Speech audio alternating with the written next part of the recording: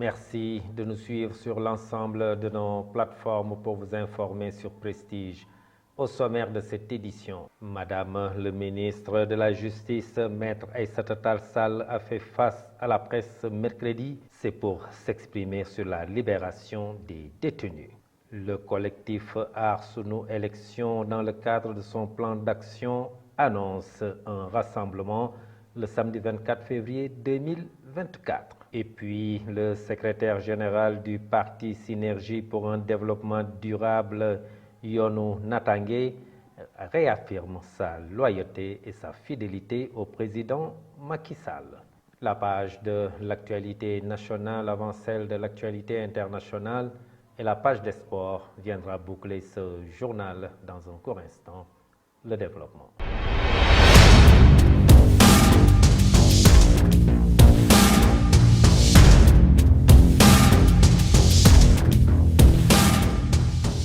Mesdames, Mademoiselles, Messieurs, bonsoir et bienvenue dans ce journal.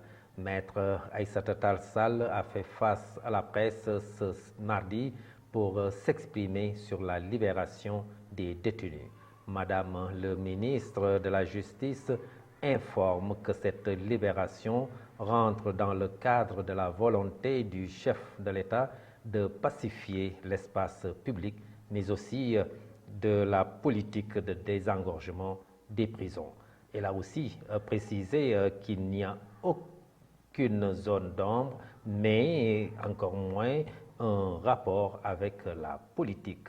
Maître Aïssata Tall Sall, que je vous propose de suivre. Je peux vous répondre qu'il n'y a aucune zone d'ombre. J'ai dit le pourquoi des libérations. J'ai défini le comment des libérations.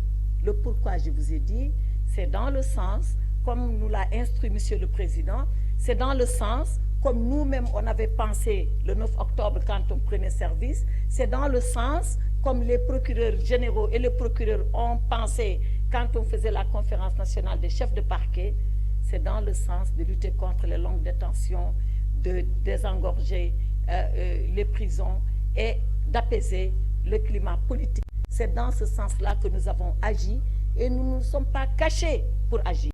C'est au vu et au su de tout le monde parce que les décisions, elles sont expliquées et elles sont justifiées. Donc, il n'y a aucune zone d'ombre. Maintenant, l'instruction n'est pas épuisée. Vous avez raison et tort. Vous avez raison dans la mesure où, en général, on attend que l'instruction se termine pour dire on libère. Et là, il y a des cas où l'instruction a commencé, elle n'est pas terminée. Mais il est possible de libérer même quand l'instruction n'est pas terminée. Il est même possible, avant même de commencer l'instruction, que le juge dise, bon, je vous connais, vous êtes Ngone Saliou, vous habitez telle adresse, vous êtes journaliste, vous avez les capacités de représentation en justice, je n'ai même pas besoin de vous arrêter, je vous laisse partir chez vous. Donc, être libre ou être libéré peut dépendre du niveau de l'instruction, mais peut ne pas dépendre. C'est de la souveraine appréciation du juge qui a le dossier. Donc, il n'y a aucune zone d'ombre, encore une fois, pour répondre définitivement à votre question. Tout se fait dans la transparence et dans la légalité. Je vous le disais tout de suite dans le sommaire, après la marche silencieuse le samedi dernier, le collectif Aar Sunu Élection, dans le cadre de son plan d'action, annonce un rassemblement le samedi 24 février 2024 et c'est de 11h à 13h. Cette fois-ci, le collectif apporte des innovations pour ce rassemblement. Aar Sunu Élection invite les Sénégalais à venir massivement avec leur carte d'électeur. Malik Diop est le coordinateur de cette plateforme. Suivons sa déclaration. Nous allons enchaîner avec d'autres actions complémentaires parce qu'on reste mobilisé pour que les élections puissent se tenir avant le 2 avril. Et dans ce cadre-là, il y aura une forte mobilisation, nous demandons une forte mobilisation de tous les acteurs, des différents secteurs qui composent Aar Sunu Élection, à fédérer les énergies pour arriver à ce résultat. Et nous prévoyons d'ici samedi remettre aussi cette mobilisation, mais cette fois-ci, ça sera donc un rassemblement qu'on va organiser. Les lieux donc sera communiqué. Donc on a déjà déposé la lettre d'information au préfet pour permettre cette activité qui est un peu spécifique parce que ça permet d'avoir deux choses. Ce qu'on appelle la tribune citoyenne, ça va être un événement où on redonne toujours la parole aux citoyens, mais aussi l'autre aspect, c'est qu'on va demander à chaque citoyen de venir avec sa carte d'électeur. Parce que nous sommes à la veille du 25 février pour montrer que le citoyen est prêt, que nous sommes prêts à voter, nous sommes prêts à exercer notre devoir. Donc tous les citoyens qui viendront avec leur carte d'électeur. Et puis le secrétaire général du parti Synergie pour un développement durable, S2D, Yonou Natangé, a réaffirmé sa loyauté et sa fidélité au président Macky Sall dans un contexte où plusieurs leaders politiques n'osent pas se prononcer sur la situation, estime Souleymane Ndiaye.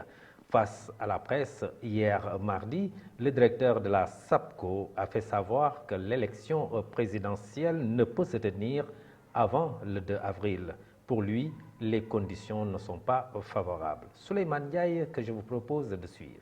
Mais je voudrais dire clairement que ce que les gens disent est différent de ce que le droit dit, ce que le Conseil constitutionnel dit, ce que la Constitution du Sénégal a dit.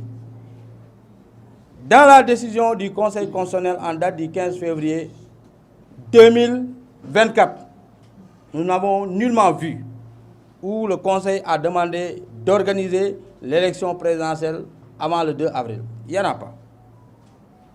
Le Conseil constitutionnel a demandé à ce que les acteurs se concertent pour trouver une nouvelle date. C'est clair? Le Conseil constitutionnel a demandé d'organiser aux autorités compétentes d'organiser l'élection présidentielle dans les meilleurs délais. Meilleur délai est différent de plus bref délai.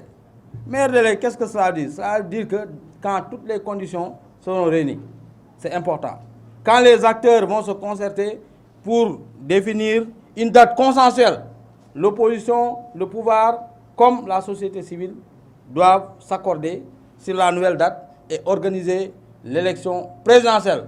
Lorsque le président nouvellement élu sera installé, c'est au président Macky Sall de rendre le pouvoir en ce moment.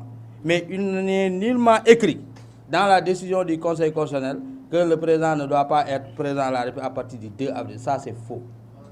Et dans la Constitution, quand est-ce qu'on parle de vacances de pouvoir ou bien quand est-ce que le président doit remettre le pouvoir au président de l'Assemblée nationale? C'est quand le président démissionne, ou bien quand le président décède, ou bien quand on constate une impossibilité, si le président n'est plus capable, s'il est malade. Tous ces cas de figure-là ne sont pas actuellement présents. Donc pourquoi vous dites cela? Ce n'est pas possible.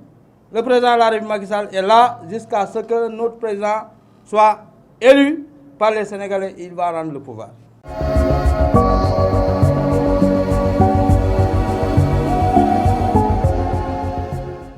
Et dans la page de l'actualité nationale, retour d'exil, maître Ngagne Demba Touré, arrêté par la DIC.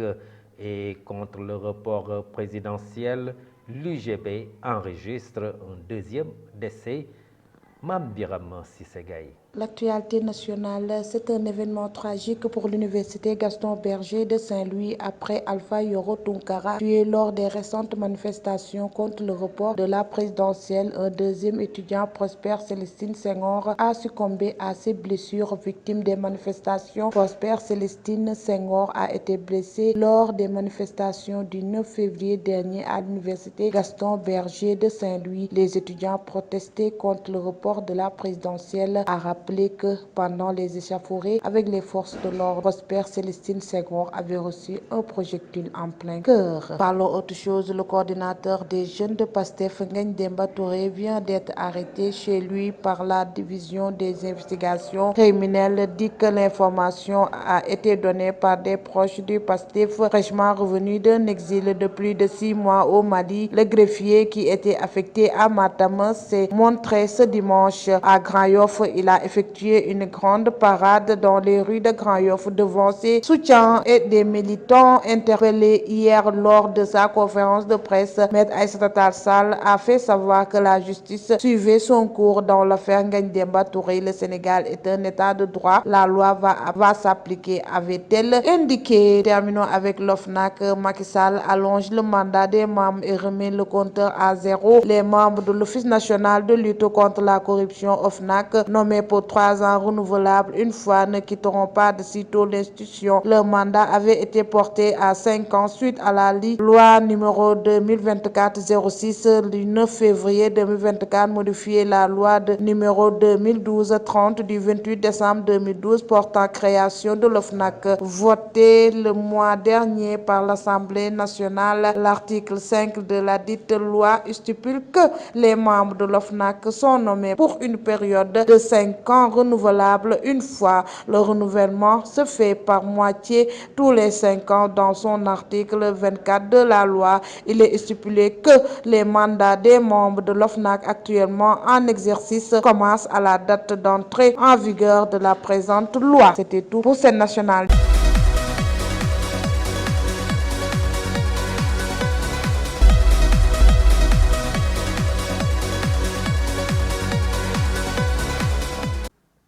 Et dans la page de l'actualité internationale, Paris demande au Rwanda de cesser tout soutien au M23 et de se retirer du territoire congolais. La page de l'actualité internationale, c'est un rapide survol.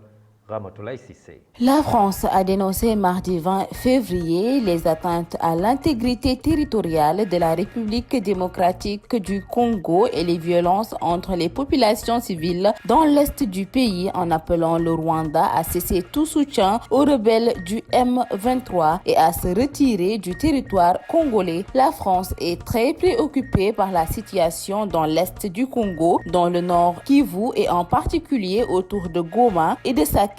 Les atteintes à l'intégrité territoriale de la RD Congo et la situation des populations civiles sont inadmissibles, a fait savoir le ministère des Affaires étrangères. Par cette déclaration, la France s'aligne sur la position américaine. Le chef de la diplomatie américaine, Anthony Blinken, doit rencontrer Lula mercredi 21 février à Brasilia pour sa première visite au Brésil, quelques jours après les propos polémique du président brésilien comparant la guerre à Gaza à la Shoah. Le secrétaire d'État qui se rendra également en Argentine lors de cette tournée sud-américaine est arrivé en début de soirée mardi dans la capitale brésilienne où il aura dans la matinée un entretien qui s'annonce animé par le président Luiz Inácio Lula da Silva. On ne se fâche pas, la Russie impunément. L'Équateur vient de l'apprendre à ses dépens. La décision du président Daniel Noboa avait pour but de plaire à Moscou, réexporter des armes russes vers les États-Unis sans son approbation. D'abord, la possibilité que ce matériel soit finalement remis à l'Ukraine. Ensuite, et le fait d'en parler comme de la ferraille, finalement en échange de 6 hélicoptères de lance-roquettes à longue portée et des systèmes de défense anti-aérienne. L'Équateur devait recevoir des armes américaines pour faire face dans la guerre que l'État mène face aux gangs criminels liés en narcotrafic. Mesdames et messieurs, c'en est tout pour l'actualité internationale.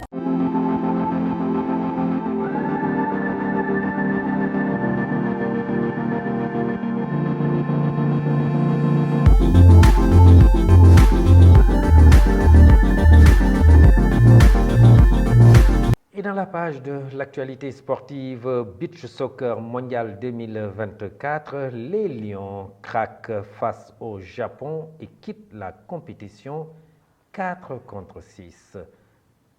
Adji Aramsek. Actualité sportive mondiale Beach Soccer 2024, quelle immense déception, autrement dit quelle catastrophe pour la première fois depuis 2015. L'équipe nationale du Sénégal est éliminée de la Coupe du Monde de Beach Soccer dès la phase de groupe. Les septuples champions d'Afrique ont été incapables de conserver un matelas d'avance face au Japon ce mardi. Pire, pas vernis par l'arbitrage, ils ont totalement craqué dans les ultimes instants de la rencontre et ont laissé Takuya Akaguma et les samouraïs bleus retourner les débats au stade du Design District de Dubaï 6-4. Parlons à présent de Ligue 1 sénégalaise. Guédiawaye Football Club continue de renforcer son effectif pour la suite de la saison 2023-2024. Le club dirigé par Ansou Diadio a annoncé via ses réseaux sociaux l'arrivée d'Ahmadou Baba Dramé en provenance des Gazelles de Bignona. C'est la énième recrue des Crabes depuis l'ouverture de la fenêtre des transferts au Sénégal.